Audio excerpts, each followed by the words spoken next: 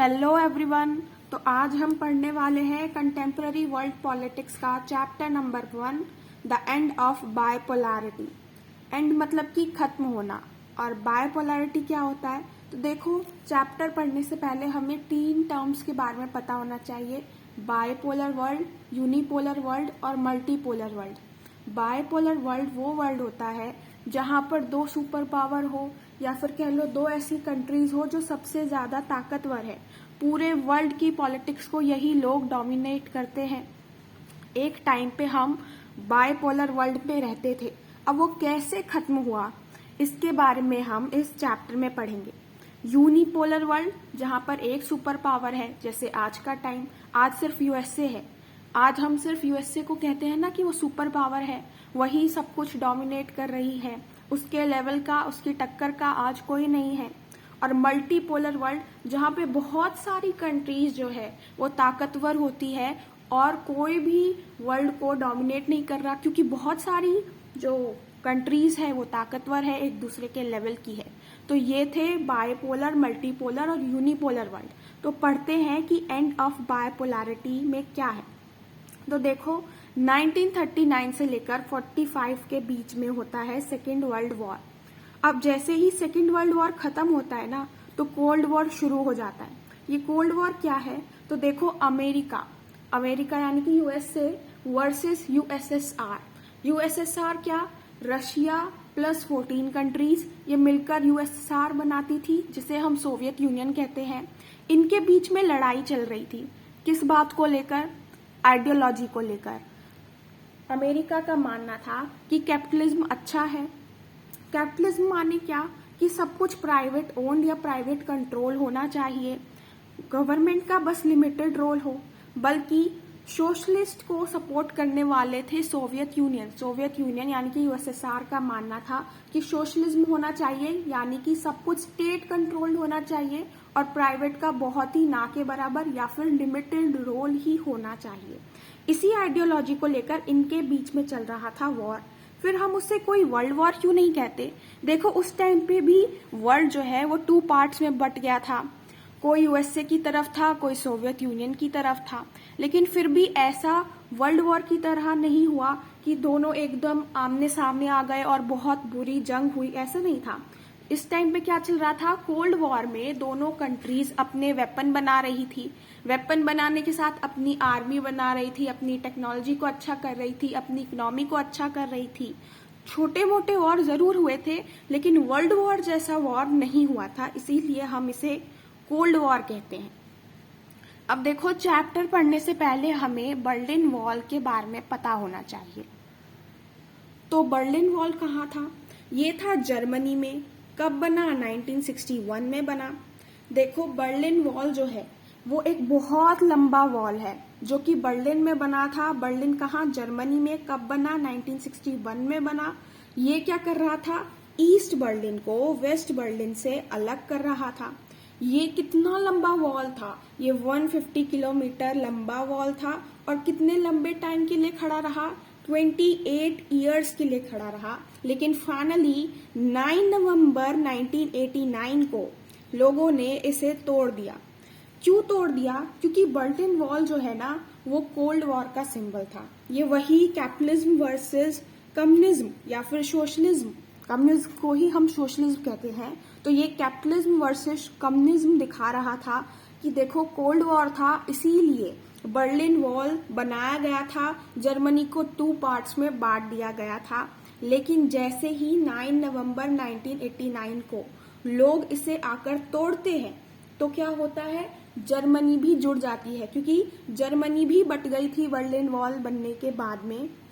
लेकिन बाद में जर्मनी भी जुड़ जाती है, ये इसका रिजल्ट निकलता है। अब देखो, बर्लिन वॉल के गिरने के बाद हम देखते हैं कि सेकेंड वर्ल्ड भी गिर जाता है।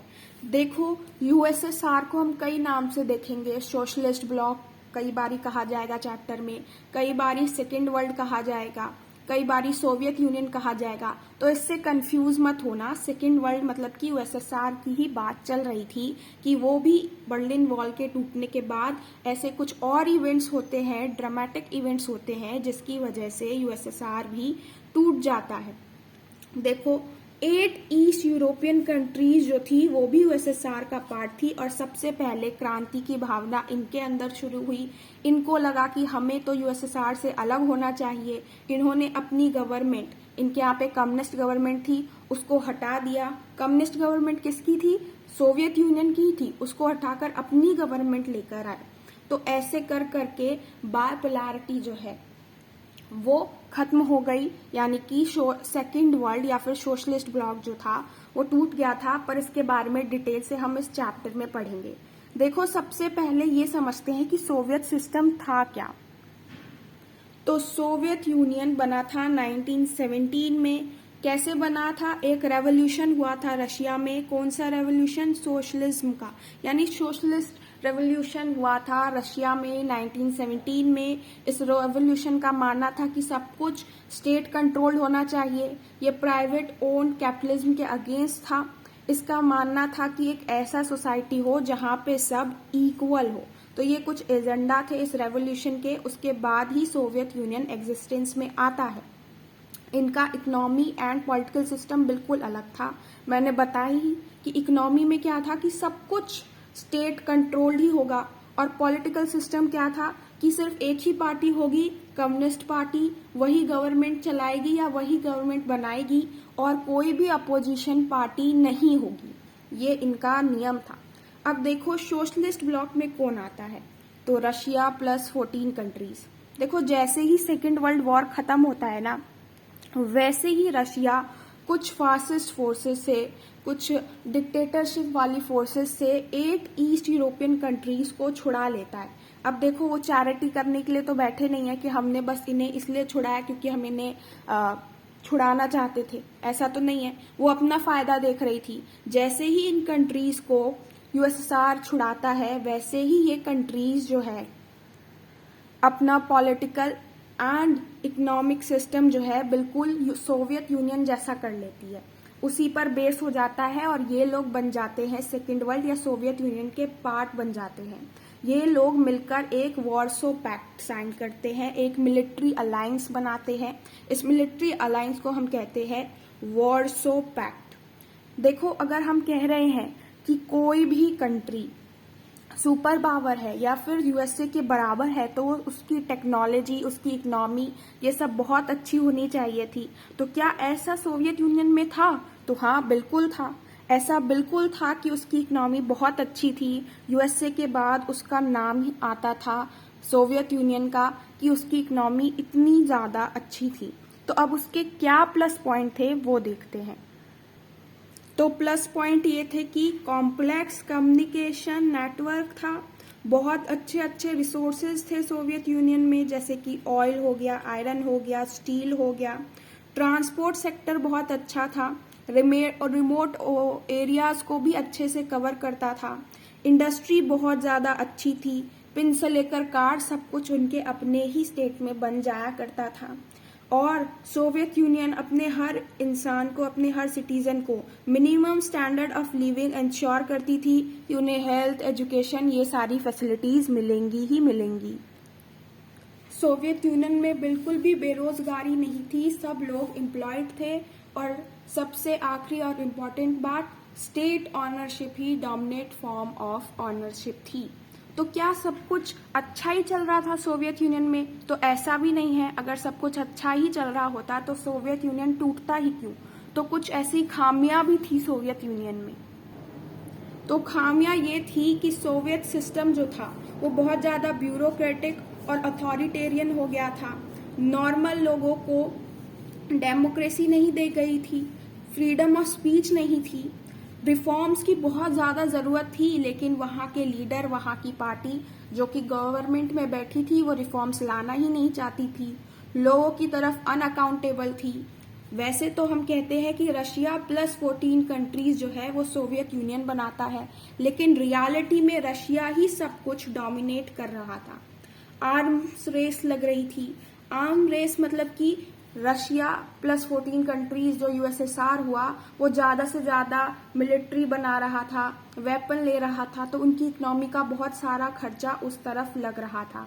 दूसरा, सोवियत सिस्टम कुछ चीज़ों में अमेरिका या फिर वेस्ट कंट्रीज के मुकाबले बहुत पीछे था। वो क्या चीजें थी? वो था टेक्नोलॉजी, इंफ्रास्ट्रक्चर और अपने लोगों की पॉलिटिकल और इकोनॉमिक एस्पिरेशंस को फुलफिल करने में ये अमेरिका के पीछे था।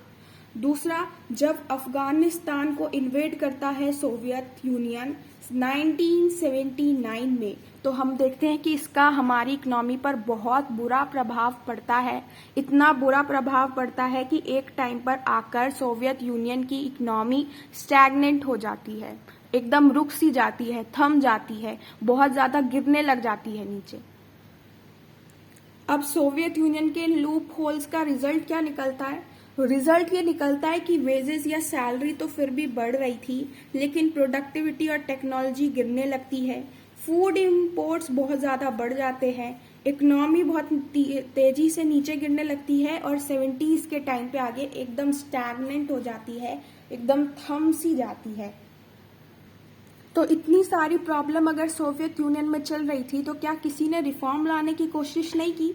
तो बिल्कुल की थी। मिखेल ने रिफॉर्म लाने की कोशिश की थी। ये कौन थे? ये थे जनरल सेक्रेटरी, कम्युनिस्ट पार्टी में थे और 1985 में जनरल सेक्रेटरी बने थे और इन्होंने रिफॉर्म लाना चाहा था।